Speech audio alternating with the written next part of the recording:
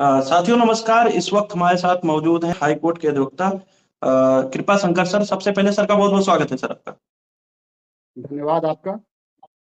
अ, sir अभी हाल ही में एक मामला जो आपसे हमने इंटरव्यू में पहले ही वार्ता कर चुका हूँ इस विषय पर कि हिंदू राष्ट्र का नया संविधान जो बनाने की बात की गई थी, उसके बाद अभी एक सोशल मीडिया पर ही तमाम जो अमर उजाला का पेपर का एक कटिंग है वो वायरल हो रहा है, जिसमें ये लिखा हुआ है कि 5.5 लाख गाँव में जो ऋषि संविधान है उसको लागू किया जाएगा। और इसको लेकर आप किस तरह देखते हैं सर? बार-बार संविधान की धज्जियाँ उड़ाई जा रही हैं। आप पेशे से वकील हैं। किस तरह देखते हैं सर ऐसे संविधान विरोधी लोगों की जो कृत्य है और जो बार-बार कर रहे हैं, किस तरह देखते हैं सर आप इसको? देखिए, आपके चैनल के माध्यम से मैं कहना चाहूँगा कि संविधान बदलने की कुछ समय पहले बातचीत चल रही थी। इसको लोकसभा सामान्य निर्वाचन 2024 में भारत की जनता ने नकार दिया। जो पार्टी 400 सीटों का दावा कर रही थी, उसको अल्पमत वाली सरकार गठन की व्यवस्था कर दी। लेकिन उसमें कुछ ऐसे लोग समाज के जो लोग गलत तरीके की राजनीति करते हैं, उनके सहयोग से वापस सत्ता में काबिज हैं। तो इस प्रकार की जो है बातें वो कर सकते हैं। जी। सर अभी बताया जा रहा है कि ये जो संविधान बना हुआ है इसमें जो 20 साल और बहुत सारे विद्वानों ने मिलकर 15 विद्वानों ने मिलकर इस संविधान का निर्माण किया है, जो ऋषि संविधान है, और इसको हुँ। लागू करने की बातें कर रहे हैं। उनके ऊपर कोई केस नहीं हो रहा है, उनके ऊपर उनको रोका नहीं जा रहा है। ऐसी कृत्य जो है बार-बार दोहराया जा रहा है। देखिए, भारत में भारतीय संविधान प्रभावी है और जो क्रिमिनल ऑफेंसेस हैं या संविधान के तहत कोई भी चीज़ प्रिडिक्शन पे नहीं की जा सकती है। भाई, भारत में भारतीय संविधान प्रभावी है। ऐसी स्थिति में अन्य संविधान की बात करना या उसको भारत के किसी सूक्ष्म या व्यापक पैमाने पे लागू करना, एक प्रकार से भारतीय संविधान का अवहेलना होगी और ये गैर संवैधानिक होगा।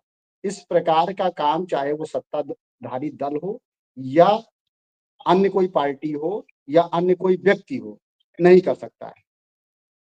जी। सर देखने को मिला है कि आपने कुछ दिन पहले एक बयान देखा होगा जहां आप प्रैक्टिस करते हैं इलाहाबाद हाई कोर्ट में ही। आपने देखा होगा कि वहां के एक जज साहब हैं जिन्होंने कठमुल्ले जैसे शब्द का प्रयोग किया।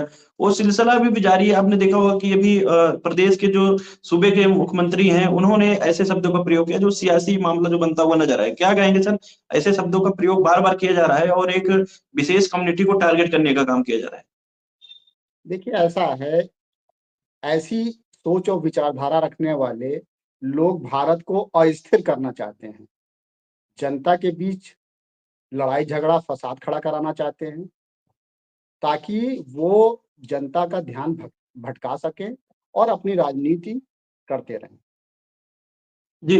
सर फिर भी देखने को मिला है कि चाहे केंद्र की सत्ता में चाहे जो पार्टियों के जो हैं, चाहे मेंबर ऑफ पार्लियामेंट, जिसका आपने जिक्र भी किया कि बहुत सारे लोगों ने जो बोला था, जैसे कि अयोध्या की जो सीट है जहां पर राम मंदिर का निर्माण भी किया गया, वहां के ही जो पहले भूतपूर्व सांसद रहे लल्लू सिंह जी, उन्होंने संविधान बदलने की बातें कही।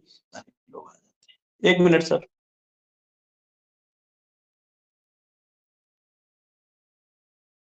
ठीक। तो सर मैं बात ये कर रहा था कि बहुत सारे लोग जो इन्हीं के पार्टी के जो बहुत सारे लोग हैं बार-बार ऐसे अनाप-शनाप बयान देते हैं, फिर भी वो पार्टी में मेंबर बने हुए हैं। चुनाव उनको उनको बीजेपी पार्टी जो है टिकट भी देने का काम करती है। क्या कहेंगे सर? क्या लगता है ये जो मनबढ़ा है कहीं न कहीं इन पार्टियों के जो मुखिया लोग हैं उन्होंने इनको पूरा हौसला दिया हुआ है कि आप जो मन कहे, जो मन को है वो बोलिए? देखिए, ऐसा है, इन्होंने ये जो गुण है, एक मायावी पार्टी है। इन्हीं की पार्टी का कोई कैरेक्टर मामा मारीच भी है, जो भेष बदल करके तमाम प्रकार के कार्य करता था। उसी प्रकार से ये जो जनता के बीच में इस प्रकार की भ्रांतियाँ फैलाना है, तो जब किसी मुस्लिम समुदाय के खिलाफ कोई कार्य ये करेंगे, तो एक मुस्लिम नुमाइंदे को ले आके खड़ा करके उसको जस्टिफाई करने की कोशिश करेंगे कि नहीं, ये जो कार्य हुआ है, ये मुस्लिम समुदाय के हित में हुआ है।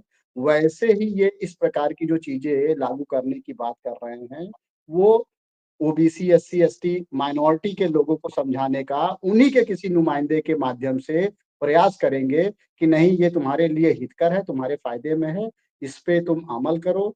ये जैसे महाकुंभ में तमाम तरह के लोगों को बुला करके और भीड़ देख करके इनके हौसले फिर से बढ़ने लगे हैं कि हम जो चाहते हैं, हमारी विचारधारा में लोग जुड़ रहे हैं और हम जो चाहेंगे वो कर सकेंगे।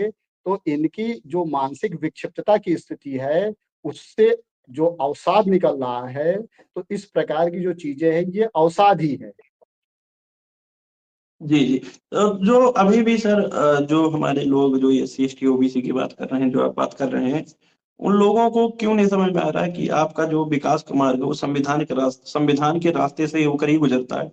फिर भी अभी भी बहुत सारे हमारे ही लोग हैं जो ऐसे षड्यंत्रों में फंसे हुए हैं, तो उनको निकालने के लिए आप लोग कैसे प्रयास कर रहे हैं? क्या क्या प्रयास किया जा सकता है या क्या करने की जरूरत है? देखिए, आजादी से पहले ओबीसी, एसटी, एससी और माइनॉरिटीज का हाल बहुत खराब था। आजादी के बाद बाबा साहब भीमराव अंबेडकर द्वारा निर्मित संविधान से इन जाति के लोगों की आर्थिक, शैक्षणिक और सामाजिक स्थिति में थोड़ा बहुत सुधार आया है। लेकिन संविधान के होने के बावजूद भी बाबा साहब ने कहा था कि मैं एक बहुत अच्छा संविधान लिख के दे रहा हूँ, लेकिन अगर इसका इम्प्लीमेंटेशन सही प्रकार से नहीं हुआ, तो आपको मेरी समझ के अनुसार जो हक अधिकार मिलने चाहिए, वो कभी नहीं मिलेंगे। तो आज़ादी के बाद से बहुजनों की कभी भी केंद्र में न सरकार बनी है और ना ही इस राज्य में सरकारें बनी हैं, तो इस विषय पे पूर्ण रूप से कार्य नहीं हो पाया है। जिसका परिणाम ये है कि ओबीसी, एससी, एसटी और माइनॉरिटी के लोग ये समझ रहे हैं कि हमारा हक और अधिकार से हम पहले भी वंचित थे, आज भी वंचित है। तो जो तमाम पार्टियाँ आकर के हमको भरोसा दिलाती हैं और हमारा वोट लेके चली जाती हैं, लेकिन हमारे लिए कोई कार्य नहीं होता, तो मैं उनको ये बताना चाहता हूँ कि भारत में बहुजन मुक्ति पार्टी एक ऐसी पार्टी है जो बहुजनों के हक अधिकार के लिए समर्पित है। उनको उनका हक और अधिकार दिलाने के लिए रोज कार्य कर रही है। तो इस पार्टी के बारे में आप पता लगाइए और उस पार्टी के बारे से बहुत बड़ी संख्या में जुड़ करके उसका सपोर्ट करिए और उसकी नीतियों को आम जन-जन तक पहुँचाइए। जी, धन्यवाद सर। साथियों, जो भी लोग इस वीडियो को देख रहे हैं, वीडियो को ज़्यादा से ज़्यादा शेयर करें और वीडियो को लाइक करना बिल्कुल न भूलें, क्योंकि साथियों जो मनुवादी षड्यंत्रकारी लोग हैं, वो ये नहीं चाहते कि जो हम जैसे लोग जो बहुजन समाज की खबरों को चलाते हैं, उनकी खबरें बहुजन समाज तक पहुँचे, इसलिए वो लोग चैनल को रिपोर्ट भी करते हैं, बहुत सारे षड्यंत्र भी कर रहे हैं। साथियों, जो भी लोग हैं, वीडियो को लाइक करें और शेयर करना बिल्कुल न भूलें। तो तब तक के लिए बने रहिए भोजन 85 के साथ। धन्यवाद सर, महत्वपूर्ण समय देने के लिए। धन्यवाद।